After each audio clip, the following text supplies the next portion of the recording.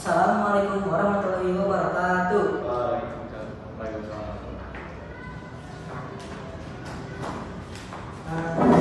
Selamat siang semuanya, Bapak Ibu rekan-rekan yang saya hormati.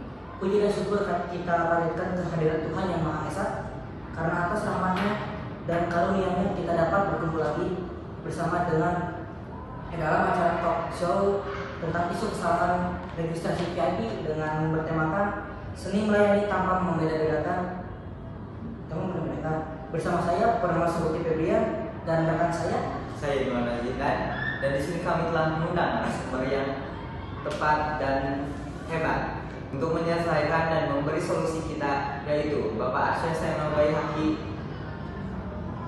selaku DKM Masjid Hidayat Taqwa, dan Bapak Faris Kudama Suhail selaku HRD Hotel Pasteur. Mohon izinnya Pak, tanpa berlama-lama lagi kita langsung saja mulai ke acara yang utama. Baik, sehubung dengan tema kita hari ini yaitu berkaitan dengan pelayanan. Sebelumnya boleh jelaskan apa yang dimaksud dengan pelayanan, Bapak Arsy? Menurut saya, pelayanan adalah usaha, tindakan, atau aktivitas yang dilakukan untuk membantu, melayani, dan juga memenuhi kebutuhan serta keinginan orang lain, pelanggan, atau masyarakat. Pelayanan ini bersifat tidak berwujud berupa jasa dan bertujuan memberikan kepuasan, kemudahan, dan serta nilai tambah. Pelayanan prima menekankan pada standar kualitas yang melampaui harapan. Menurut saya seperti itu. Sama dengan tema kali ini, Bapak Arsya, bagaimana tanggapan Anda jika Anda membuat sesuatu acara, menyiapkan tempat khusus untuk mereka?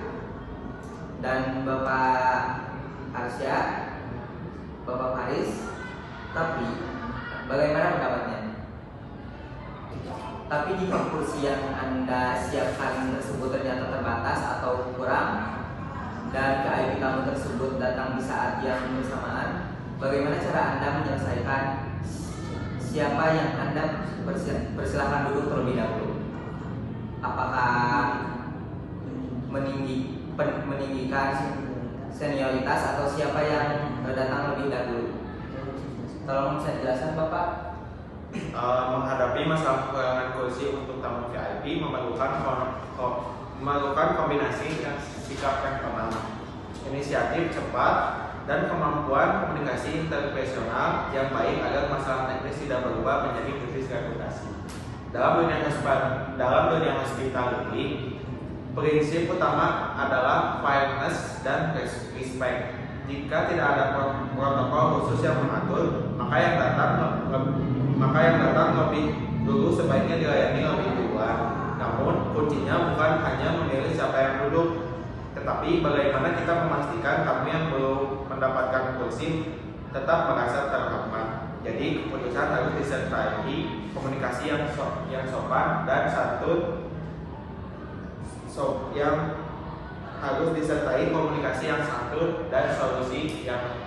solusi alternatif. Begitu ya Pak.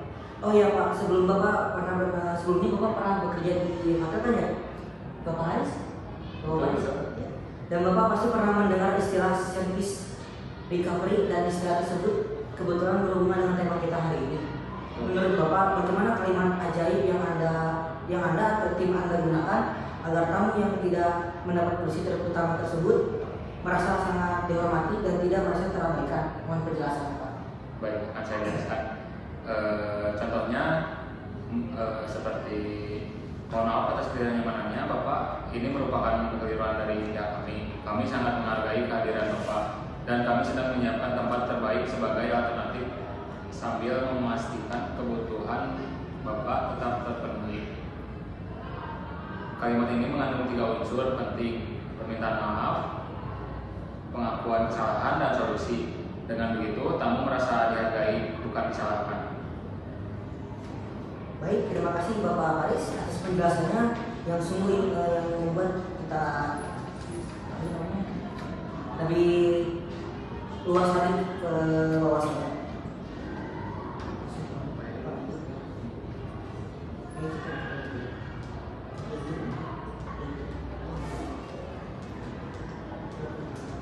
Ya Pak, itu benar. Kita yang tidak tahu jadi tahu apa itu service recovery dan bagaimana kita harus bersikap ketika sedang menghadapi permasalahan. Kalau begitu, mari lanjut ke pertanyaan selanjutnya.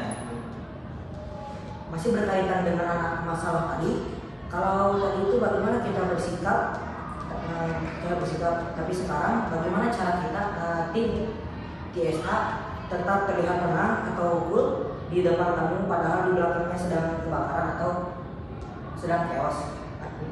Bagaimana cara Bapak bersikap jika di hadapan masalah tersebut? Guys, tim harus memegang prinsip calm, confident, dan kontrol. Di depan tamu, ekspresi wajah tetap ramah, suara stabil, dan bahasa tubuh sopan. Di belakang layar, segera koordinasikan dengan supervisor dan cari kursi tambahan atau atur rotasi tempat duduk. Ketenangan staf akan menular kepada tamu dan mencegah situasi semakin panas. Begitu. baik, terima kasih Bapak Paris, penjelasan yang mudah dimengerti. Wawasan kita semakin luas dan memiliki cara bagaimana jika kita dihadapkan dengan masalah tersebut. Sepertinya hanya satu pertanyaan lagi yang akan kita tanyakan kepada narasumber kita yang hebat ini.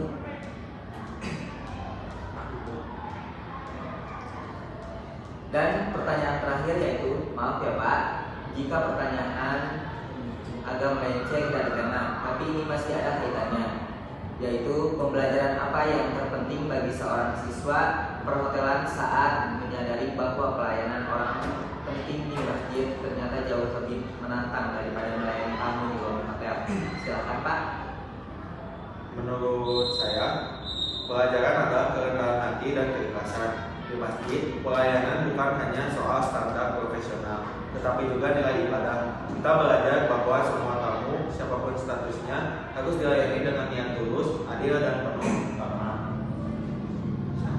Selanjutnya, pembelajaran yang terpenting bagi seorang siswa perhotelan saat menyadari bahwa melayani orang penting di masjid ternyata lebih jauh menantang daripada melayani tamu di lobi hotel adalah tentang memahami bahwa pelayanan tidak hanya tentang memberikan layanan yang baik, tetapi juga tentang memahami kebutuhan dan ekspektasi orang lain.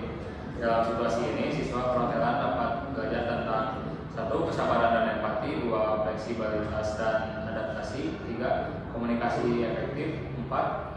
Penghormatan dan kesopanan, 5. Kesiapan dan antisipasi. Begitu. Wah, terima kasih ya Bapak Paris, Bapak Asia yang sudah meluangkan waktunya untuk mengikuti acara kami tersebut. Kita sudahi saja acara talkshow hari ini.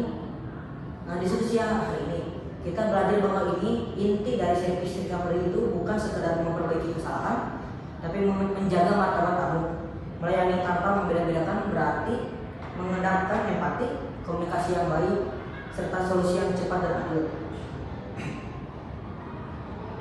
Terima kasih telah bergabung dengan kami dalam talkshow ini. Semoga informasi dan diskusi yang telah kita lakukan dapat memberikan manfaat dan inspirasi bagi Anda semua. Kami berharap Anda telah menikmati waktu bersama kami dan mendapatkan wawasan baru yang dapat membantu Anda dalam kehidupan sehari-hari. Kami ingin mengucapkan terima kasih kepada tamu istimewa kami yang telah berbagi pengalaman dan pengetahuannya dengan kami.